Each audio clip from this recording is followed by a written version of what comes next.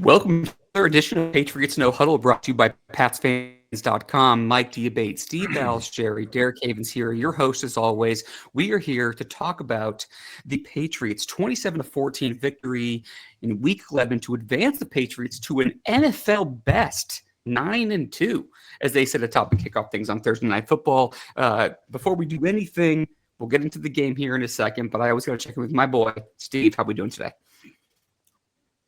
We're doing well. I mean, who figured the Patriots would have the best record in the league by week 11? But, last night was a prime example of why I hate Thursday night football. Okay. I thought, the game was a little on the sloppy side, which is very typical of those Thursday night games. And, even though they won by 2 scores, and it still had the feeling that until the last few minutes that this could end up being a nail biter, even though they kind of dominated from start to finish. Well, what did we sent each other a text last night? What was that? Right around you said why does this feel like on that Jets final drive when they were moving the ball down before they ran out of downs there, and I was like, why does this feel like it's going to turn into a nail seat of the pants scenario? I said. I told you, Steve, last night. I was like, I said, quote unquote, over text, feels like the game has been over, but not over for an hour.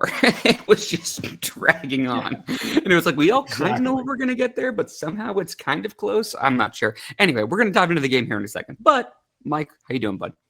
I'm doing great. What better way to kick off the weekend with a Victory Friday, Derek? Steve, I know you're loving this down in your neck of the woods. We're loving it up here. Derek, you can hear the cheers already from the West Coast. Patriots football is back, and you could hear the buzz at Gillette Stadium last night. You could feel it. You can see that the fans are hanging on every play. The MVP chants were deafening throughout Gillette Stadium for Drake May last night with due cause. He is a legit candidate right now. This team is pressing all the right buttons. And look, you're absolutely right. Was this their best effort? Absolutely not. Was it a sloppy effort? Yeah, probably more sloppy than not. A little bit. But the one thing that you can absolutely always hang your hat on when it comes to this New England Patriots team is they're going to find a way to win. And that, to me, is what makes, I think, all fans here in New England right now optimistic that the sky could be the limit for this club because they're finding ways to win every single week. So congrats to them. 9-2 record. First time the Patriots have been 9-2 or had 9 wins since the 2021 season. And of course, it's the last time they had a winning season was in 2021. So winning football is back in Foxborough. Yeah, I mean, look, let's just jump right into it, guys. I mean, I think we all would have sat here and said that the Patriots were going to win this game relatively comfortably, but there are always some reservations. Kind of circling back to Steve's point, talking about how much he hates Thursday night games. Thursday night games are weird. Division games are always weird. Thursday night games are weird. Short week. It's a lot for the guys. They've been kind of going through it, but I thought the Patriots came out and executed what they needed to do. Drake May. Was he perfect? No, but he was damn good. Again, taking another step towards his MVP, candidacy. I think he's certainly in the mix right there. Travion Henderson, Steve, as we talked about last week, continues to build on games, and he's shown what he can do. I remember that, Mike. I know you know this clip. You talk about Bill Belichick talking to Wes Welker, talking about Wally Pipp, in terms of Julian Edelman. I think that Mike Vrabel's going to be having that conversation with Ramondre Stevenson about Travion Henderson here, because I think he is not, I think he's going to continue to get the lion's shares of the carries, in this backfield, because, everything that he's doing is just like everything he touches is gold. Now, is he running in terms of physical rushes? Is he running with the best efficiency? No. But he's playmaking, and he's showing the explosiveness, and you're seeing that time after time after time. Will Campbell had some big blocks last night. Offensive line, I thought, did a pretty good job outside of a handful of plays. Defensively, I thought I want to talk about a couple of unsung heroes. Like For example, Ponder. I think the Ponder again continues to go ahead and make some plays. I think Craig Woodson has made some nice plays down the back end. I think defensively they did exactly what they needed to do from a Patriot standpoint, Mike, because we knew it was kind of a anemic, for lack of a better phrase, Jets offense in the passing game specifically. Yeah, there's a couple of players on that side. Garrett Wilson was already out, so we didn't have to worry about him.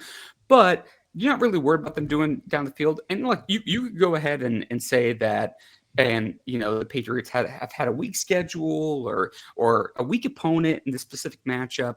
But you can only play what's in front of them, and they made the team in the New York Jets to look exactly the way they were supposed to look, which is inferior. And again, the Patriots go ahead and advance 3-0 in the division. And I don't think anyone had on the bingo calendar before the season started that the Patriots were the first team in the NFL to reach nine wins. Mike, Oh, no, definitely not. I mean, I wouldn't have said that this team. Now, did we anticipate that 9 wins were possible throughout the season? Yeah, absolutely. I think a lot of people looked at this club and said, I think a lot of the national pundits are selling them short, but to be the first to do it and to do it in the way they're doing it is extremely impressive. And you know that the Patriots are getting inside the heads of every fan base out there that's not New England, because you're already seeing it's all about their schedule. Oh, what a cake schedule that is. Oh, it's easy to see a team 9-2 when they play the worst teams in the league. Well, the last I checked, they beat a very good team in the Tampa Bay Buccaneers, which are in the conversation for being among the best in the NFC. They beat the Buffalo Bills, and I know the Bills are having their struggles right now, but they're still better than 90% of the teams in the league right now. So the Patriots are playing to their competition. You can't fault them for what's on their schedule. They're taking care of business in those matters. And look at some of the other teams that are considered better, and they're barely winning against these same teams. That's right. Exactly. Hit the nail right on the head. Back living rent-free in the minds of all Patriots haters. I love it. There are some exiled, disgraced beat writers out there that are absolutely losing their minds and throwing knives at, pictures of Drake May at night and, I don't know, all kinds of psychobabble that come from that area. We all knew who I'm talking about.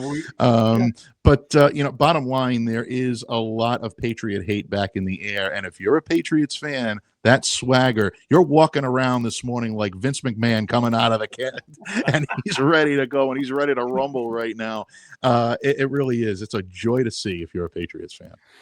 I mean, I just think, Steve, as we continue to see this team progress, right? And, we're about 2/3 done with the season right now, unfortunately, but it's been a sight to see. I mean, it's been exciting. We're seeing Drake May progress as a leader. We're seeing him progress on the field in terms of getting experience. We're seeing the impact. Honestly, it feels, I don't know how you guys feel about this. It feels like day after day, if not multiple times a day, I'm feeling like I'm getting constantly bombarded in a good way from a Patriots fan's standpoint of Mike Vrabel just changing the culture in this team. I mean, it's just the energy and the vibes around this team right now are just incredible. And we're seeing some young guys step up. Defensively, they're still swarming to the ball. Steve, what would you say? Maybe this is a little out of left field, but like, of all the things last night, Steve, that we watched, what's your favorite, whether it's your favorite or your most important takeaway from the game? Well, I just think, I think during the broadcast, Kirk Herbstreit said something that I didn't, I was aware of it, but it didn't register until he said it. He said, this defense has 8 guys on it that have been released from other teams. And they're that's a great point. Yes. And they're playing their behinds off because they're working within the system as a whole. And he was talking about, how that is such a feather in the cap of Mike Vrabel. And I think he's absolutely spot on there. You look at these guys, when they signed him, there wasn't a lot of needle moving, right? Well, I guess Craig Woodson wouldn't fall into that. Craig Woodson wouldn't fall into that category. Gonzalez wouldn't. No, but Let's see. other than Milton Williams, right? Armore, Williams. mean, I guess if you want to classify that as yeah, one, but Gibbons, Gibbons, Spillane, Tonga, Spillane, Carlton Davis. yeah, Chase on was a first round bust, right? He's gonna. Caleb Vaughn is about 2 more decent games away from getting close to $10 million a year. He's gonna get. He's gonna get paid because if he Yeah. if he rolls into this offseason off a 1-year deal, so he's gonna get a 3-year, $30 million contract. I would bet my life on it. and Tonga, another guy, right? Yep, he's gonna get paid too. I mean, Not as much, but yeah. when he signed here, a lot of people thought he was a camp body only, and Myself included. my goodness, All 3 phases. I think He's getting it done. Yeah. I mean, this guy is now. I mean, he's one of those guys that's a must sign to bring him back. And Mac Hollins. A lot of people were so down on the Patriots signing Mac Hollins because they wanted that shiny hood ornament. Well, he had another big game last night. He led the team in receiving last weekend. He had another big game last night. Diggs was, I mean, he had the pedigree and the talent, but a lot of people weren't high on that signing either. And it's worked out to where now he's considered one of the leaders. But I gotta call Russ, Steve, because that Stefan's got to be the kind of guy that he just is going to turn himself into a pretzel about, because we know he hates the number one receiver mentality, which he kind of brings, but he's not really that. But he's also been friggin' money in terms of like a leadership and motivational role. So I would love to get Russ on here and just have him just squirm around for 10 minutes. I spoke to him last week, and he admits that he was completely wrong about what Diggs was going to be like when he came here, and he's quite not upset. The other opposite, he's quite happy with the way things have turned out. So, but anyway, no, I just thought that was the thing that struck me last night. And I you're aware of guys' backgrounds, but it didn't really register until he brought that up. And they're not playing like a bunch of guys who've been released from other teams. But they're playing, but they kind of are in a weird way, Steve. I'm actually really glad you said that, because they're not playing like that per se in terms of performance. They're maximizing the performance, but the edge that they are playing with as a team, the grittiness, like Vrabel has brought like kind of like this toughness and physicality back to this team. And it's not like, you play some of these weaker teams sometimes across the league, from year to year, depending on whoever they are. And it's like you can just kind of, push them over and be kind of big brothers to them and whatever. The Patriots are playing with like the fact that, yeah, I'm not saying that the Patriots are going to be winning the Super Bowl, but like I feel very confident through this point of the season. And Mike, I'll go to you first. I feel very confident that if the Patriots show up, I don't care who they're playing. I don't care if it's the Carolina Panthers, Cleveland Browns, Saints, Cardinals, whoever at the bottom. I don't care if it's the Ravens, the Bills, the Chiefs, the Eagles. They're going to be hard out for somebody. They're going to make life difficult. I'm not saying they're the most talented. I'm not saying they're the best team, but they are going to be a hard out. And I think that they've shown that. I think they've put the league kind of on notice to this point. And mostly that's because of what Vrabel's brought to the building. Mostly that's because of the progression they've seen from the young guys. And then specifically, of course, Drake May putting together a very solid year. Again, he's not perfect, but they can hurt you. If you go ahead and let your guard down, you let that shield slip once, and they'll go ahead and get a chest shot in you, and then the bleeding doesn't stop. Yeah, and I think one of the big reasons why is culture. And we hear that word thrown around an awful lot, and people roll their eyes and say, "Oh, culture doesn't count." You know, as long as It you're a does good now. team on the field, you're going to be able to win no matter what. Talent is always going to be the key. And yes, talent is the key. No one's arguing that point. But culture counts for a lot, maybe a lot more than people are giving it credit for. And I'm really proud of the Patriots fan base because they're really buying into that. They're seeing it each and every day, each and every week when this team takes the field. It's been a long time since I've seen a pro football team that really loves playing together like this 2025 Patriots team does. Will Campbell jumping in on Drake May's press conference last night to say Drake May. Just little things like Drake that. May. That's the Exactly. joke on Twitter. Yeah. Just really like these little drop-ins that you get. Stephon Diggs calling Drake the commander of troops. I mean, just these little things that you see on social media that really do endear you to this team, and it lasts. And because of that, they develop a grit and a brotherhood on the field. Earlier this week, I had the opportunity to speak with the Congressional Medal of Honor winner, the Honorable Ryan Pitts, who was a U.S. Staff Sergeant in the U.S. Army that did win the Congressional Medal of Honor, the 9th living recipient of that award at the time for his conduct in both Iraq and Afghanistan. And one thing that you take away from an interview like that is the camaraderie, the brotherhood of those that you serve with. To a much lesser degree, there is a sort of camaraderie and a brotherhood that develops between teams in the NFL. And you can kind of see this team galvanizing itself and gelling at the right time to be able to do special things. So to your point, Derek, yeah, if there's a team out there right now that they have to go through, it's a brotherhood of the New England Patriots that they have to go through and they have to try to beat. That is not an easy thing to do. Sometimes that brotherhood can overtake raw talent. We saw it in the early dynasty days of the Tom Brady, era, and Willie McGinnis and Teddy Bruschi and Ty Law. Those players, those teams knew that they could beat you with heart. And I think this New England Patriots team can beat anybody with heart right now. Yeah, I think it's crazy right now. I go back to the same word, energy. The team is just exuding energy in a positive way. I mean, look at what they've done. Steve, we talked about this. We talked about this before the season, before Mike even was joining the show as we all did it together.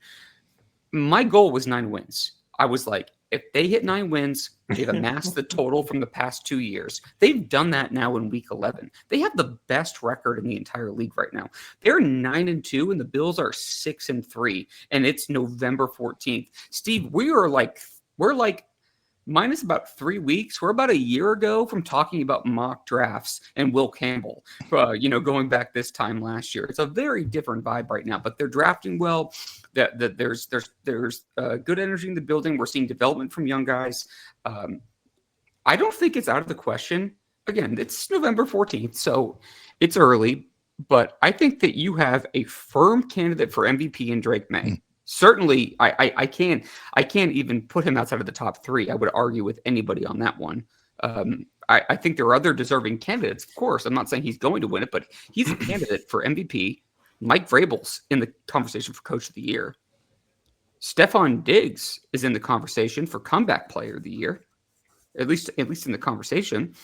And then you could look at, I'm sure Henderson won't win Offensive Rookie of the Year, just traditionally, just based on what it's been. But he's had a good solid run too, and now he's really emerging and coming on. So you're seeing this team go ahead and get that. But what's crazy, Steve? Do you know if the Patriots stay on this trajectory, what they're going to do for the first time in 24 years? The last time they were worst in the division from the previous year, and then the first in the division the following year, that was 2001. Yeah. So, again, I'm not saying that. Look, the Bills could easily go ahead and win the AFC East. I don't think anyone, if you're a Patriots fan listening to this, I'm not trying to lecture you. Everyone should believe how they want to believe. I feel confident in the Patriots either way. They're going to make the playoffs.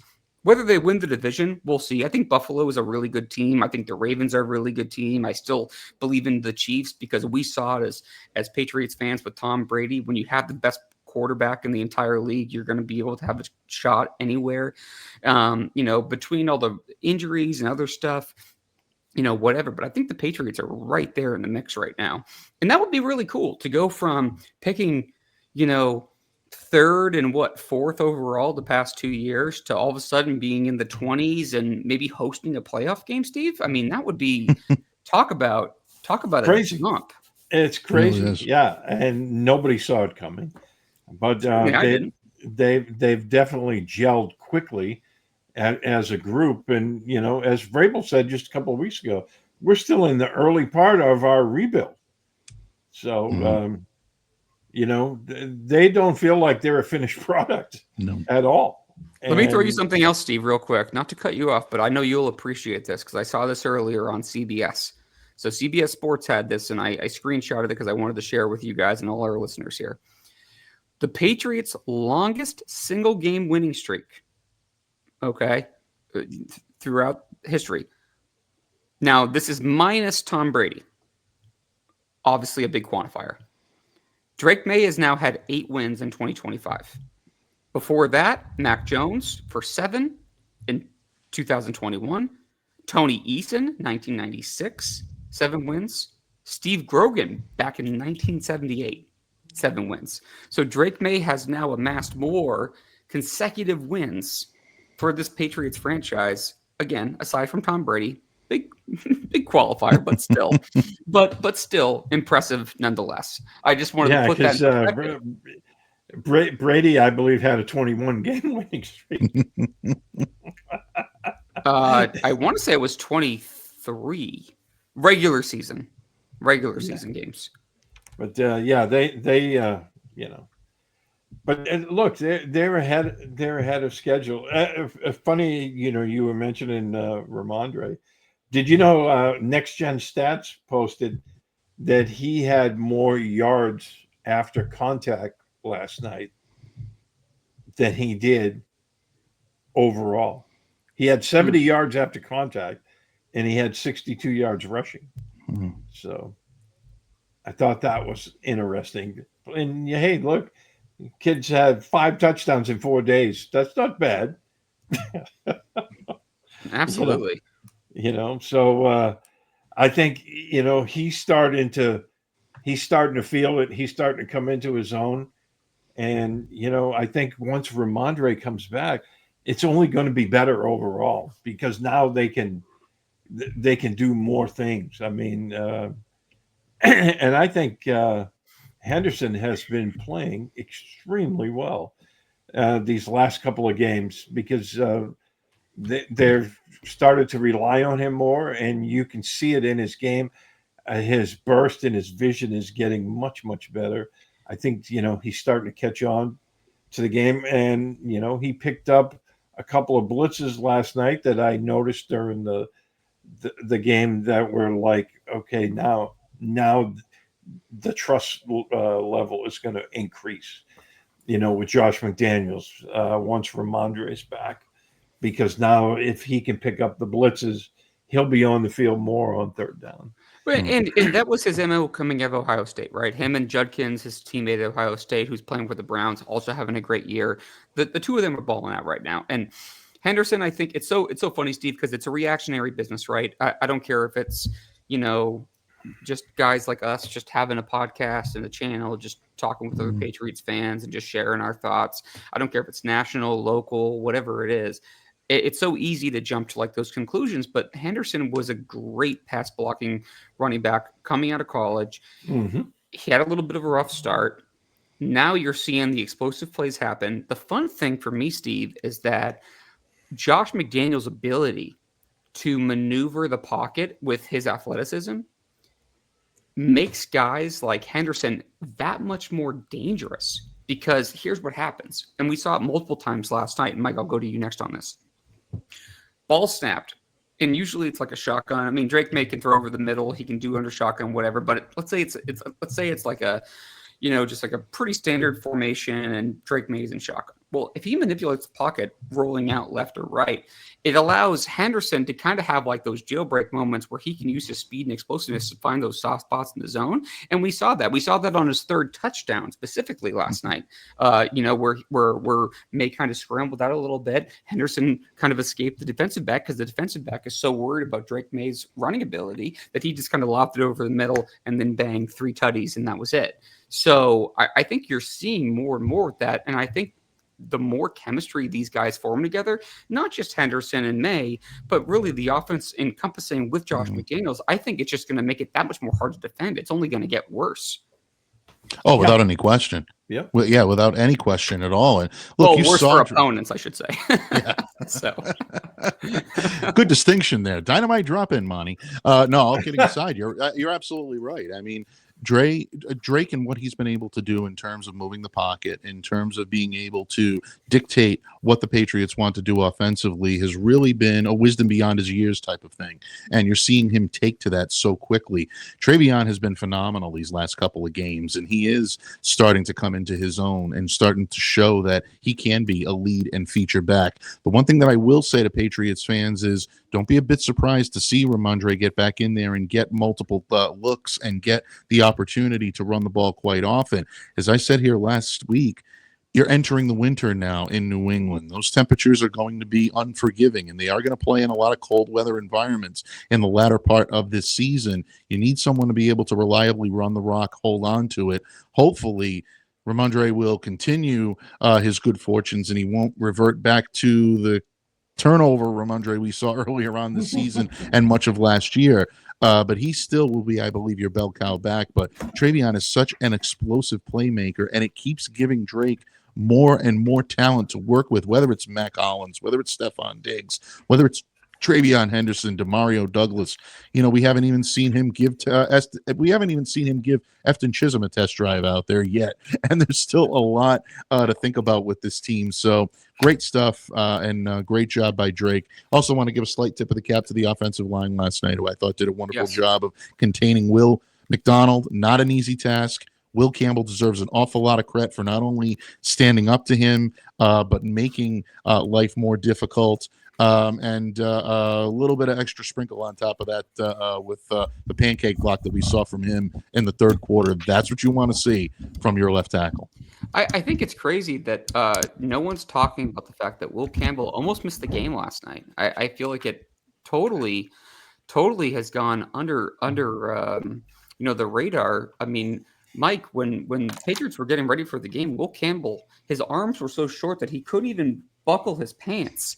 And somehow he was able to go ahead and put together a stellar performance as a left tackle as a rookie. I don't know. I feel like that's going unnoticed, but maybe that's just me. I'm going to put you on the spot here, Mike, okay? Because I know you have to go here shortly, and we're going to wrap up the show here. But I do want to give you your time. I'm going to put you again on the spot. Mm-hmm. Bring up somebody that we haven't talked about from the game last night. I don't care who it is. Any player. If you want, I can go first. If you want, if you need time to think about it, because we always do this unscripted, no show prep. So is there anybody that you feel like we haven't brought up yet that we should be talking about? Ben Brown taking 9 snaps at jumbo tight end last night. I think that was phenomenal. I mean, everyone expected Jack Westover to step into this role. They thought C.J. Dupree was going to be a pregame elevation. I predicted it heading into this game. And they find little ways to be able to, I don't want to say mess with their opponents' heads, but they find ways of guys to be able to get involved and make their presence felt. And I thought Ben has been a jack of all trades in that offensive line. He's really done everything they've asked him to do, from playing guard to playing center to last night, taking some of those extra, snaps. And I thought he did a great job. And Westover coming in, playing the Hooper role. And once again, when you need a big play, Drake is looking for Hunter Henry, and those guys doing their job allows Hunter to be able to be the safety valve and the escape route for Drake May when things are starting to get difficult and get close, and then he can settle in and start choosing his targets. So kudos to Ben Brown last night for coming up big in an area where I think the Patriots could have been vulnerable without his contributions. Steve, I'm going to ask you the same question. Anybody that we feel like we haven't great mention, Mike, on Ben Brown. Steve, anybody that you want to kind of bring up too? Well, just as a group, um, the one thing I noticed last night, I mentioned it to you last night during the game, Mhm. I believe, that they didn't do a very good job setting the edge for these design quarterback runs to the outside last night. And I know it's a short week; it's a Thursday night, which I hate Thursday night football. I think I've Yep, mentioned that maybe once before. Well, maybe but, 4 times. well, but Just yeah, you embarrassed them a little bit. A little bit. yeah, just a little bit, right?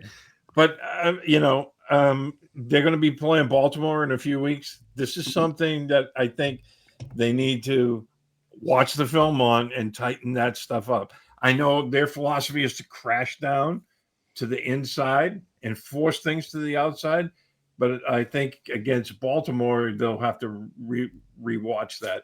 The other thing, one more thing, real quick. Drake May threw for 281 yards last night, and with that 1/3 and long play, he put a 50-yard pass right in the breadbasket for Mac Hollins, and it was just a really good play by the safety who knocked it out of his hands. Because that would have been another one of those wow moments. I mean, think about that. That would have put him like 330 something yards, right? And they probably would have scored another touchdown, which, if they had, instead of that last field goal, my prediction would have been within 1 point because I predicted 31-13. Turns out they, 27-14. So Yeah. I'll take the beating for that. Mike, how much more time do you have quickly before you have to go? Probably less than a minute. Okay, so But, here, so why don't you? Let's just do this, and we're just doing this on the fly here. Steve and I will probably have like 2 or 3 more minutes of conversation, but why don't you give your final thoughts here, and then you can hop off, and then Steve and I will finish up and wrap up the show. So give me your final thoughts, Mike. We're gonna do a show, obviously, next game coming up against the Bengals in Cincinnati. So We're on to we got that. Cincinnati. We are on to Cincinnati, but we'll do that midweek. Again, we're recording this Friday, the 14th of November. It'll be middle of the week here in a few days for that upcoming chat. But just we'll worry about that then. Let's focus on any leftover takeaways that you feel like you want to share from the Patriots win over the Jets here on Thursday night in Week 11. yeah, I think just continue on, doing what you're doing if you're the New England Patriots and keep the foot on the accelerator. You heard several times this team describe this little mini bye as an opportunity to only work harder and get better. That's when you know a team is dialed in. For the last couple of years, I've been so worried about teams coming out of the bye, coming out of mini breaks, and not feeling that type of camaraderie, not feeling that type of engagement that you need in a stretch run. Patriots have come out flat in a lot of those games and just completely looked disinterested and like a team that would rather have stayed on break than have to come back and play together one more time. That is not the case here in New England. These guys are going to be ready for the Cincinnati Bengals. They are on to Cincinnati with a purpose, and that purpose, I think, is going to carry them far into a playoff run. And now that you know that they have a winning season in place, it's time to go chase that top spot in the AFC. Who would have thought this team would have been in contention to do it? A lot of praise and a lot of admiration to Mike Vrabel, Drake May, and all of the guys in that locker room for a team effort. So continued onward and upward. And if you're a Patriots fan, enjoy these next few days. You certainly earned it. You've paid your dues, and so have the Pats. It's going to be a lot of fun heading into the home stretch, gentlemen. And I can't wait to do more shows and have more conversations with you two fine gentlemen. Couldn't think of a better way to go ahead and to continue on in the season. So thank you all. All right, Mike. Take care, bud. We'll be in touch soon, and then we'll get the show up. We'll post that for midweek next week. So we'll see you. We'll see you then, good, gentlemen. All right, Thank Steve. you. Let's wrap this thing up, bud. I want to give a shout out. To Becky Fry on Facebook who liked us. I appreciate it. I want to thank all those who are listening live, those who are listening later. I appreciate that very much. I know Steve does as well. Steve, any final thoughts here on this game, man? All I can keep taking away for me is that I guess I continue to be surprised by this team. It's not perfect. It's not, success is not a linear line. I don't care if it's sports, if it's business, whatever work. all anybody does who's listening to the show. Like, it's not always just easy, just point A to point B. And I think what the Patriots are doing right now is they have the leadership, they have the structure, and they're getting progression from younger guys, and they're kind of developing here. And I just think that you continue to see that week after week after week, and that's just so exciting. Like, I made a joke about this earlier, but seriously, going back to last year, we're recording a show last year, October, like late October. But we were talking about the draft order. Like, we weren't worried about the path to the playoffs. We were talking about the path to the first overall pick or a top 5 pick, where they were going to be and what was going to happen. Isn't that crazy how much it's changed from one year to the next? It's definitely Vrabel has flipped the script. And again, I mean, they're so far ahead of where they were just a year ago. I mean, just a few months ago, actually. So, because I know even like in training camp, we were hearing a lot of rumblings from people like, this offense does not look good, blah, blah, blah. And, is the defense really that good, or is it because the offense is that bad? I remember reading a lot of that stuff that was coming out. So I think, they've definitely stepped up and handled their business. I think, looking at this team right now, again, I mean, they play very loose. Even like they have these awful starts, which last night was another one, right? They don't get flustered by it. The coaching staff doesn't get flustered by it. They're just like, okay, whatever. We just need to step it up. And then, they do it. They really, like last night, Jets had a 14-play drive. Patriots turn around. They have a 13-play drive, and we're already into the second quarter. But looking at the grand scheme of things, I think that, these guys are hitting above their weight. I mean, I think they're better than their individual talent, I guess you could say, right?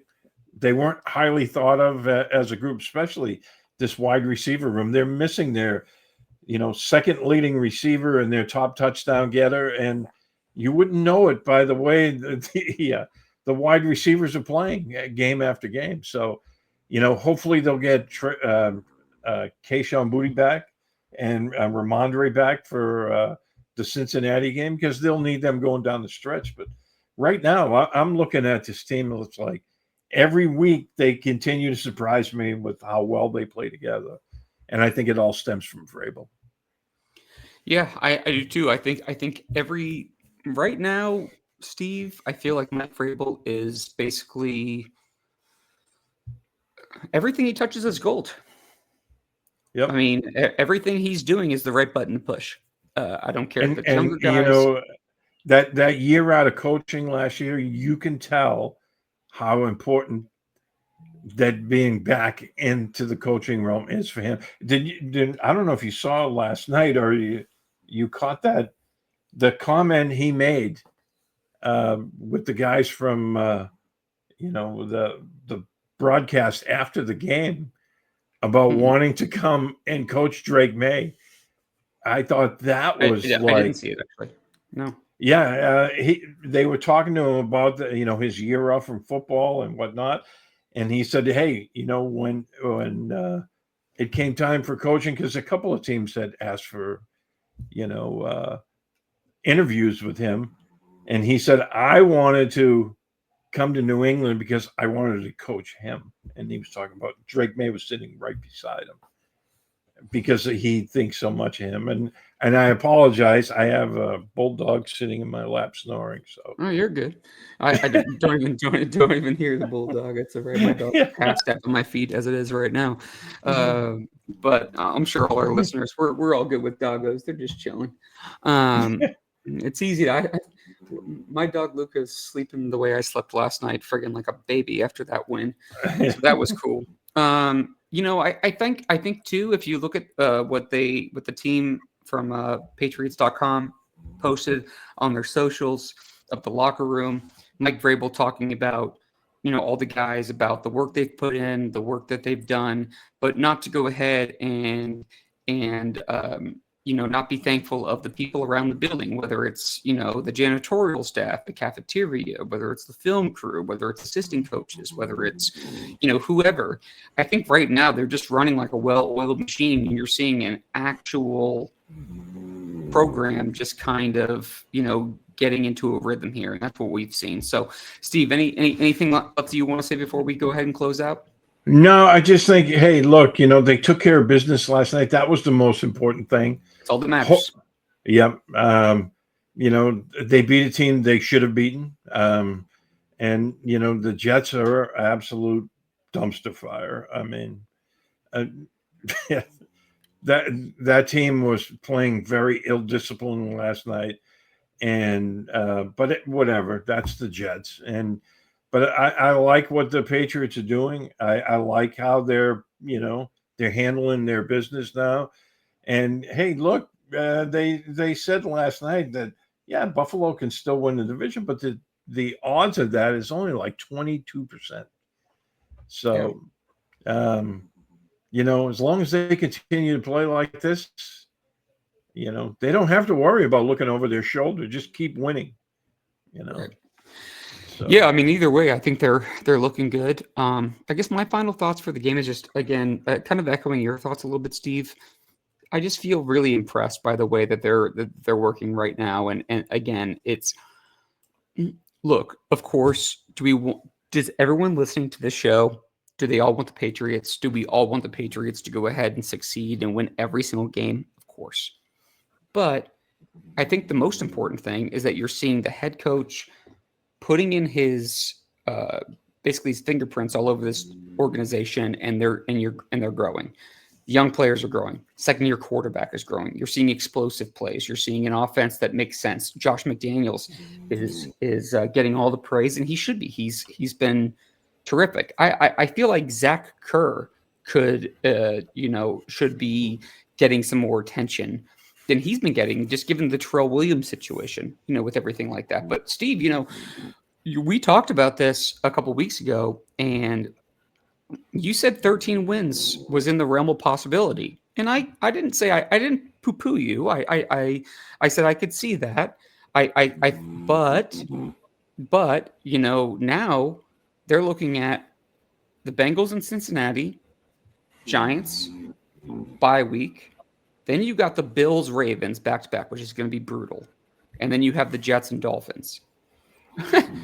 Even if they were to lose the Ravens and the Bills game, hypothetically, and they win out, they're 11-4. And that would be 11-4 and 5-1 in the division. That wins you the division at this point. Well, that would make them 13-4. What did I say? I'm sorry. You said 11-4. I'm sorry. Yeah, I meant 13. Yeah. Yeah. I mean, they could conceivably lose those games and still win 13 games, and that which wins is you ridiculous.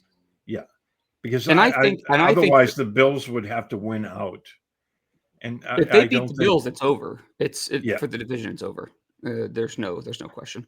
But anyways, I want to thank everyone who's listened to this edition of Patriots No Huddle. Mike D. Bate, who had to jump off, but I appreciate him joining us as always. Steve Balch, Derek Havens here. We want to thank you all for whether you're listening live, whether you're downloading it, if you're subscribing to us on YouTube, check out the Pats Fans YouTube channel. If you can share, leave us a review on Apple Podcasts or Spotify. It keeps us high in those podcast rankings so other Patriots fans can find us. The Patriots, Steve, are 9-2, and we are going to ride in to week 12 next week. Looking forward to it. Thanks you all, and we'll see you shortly.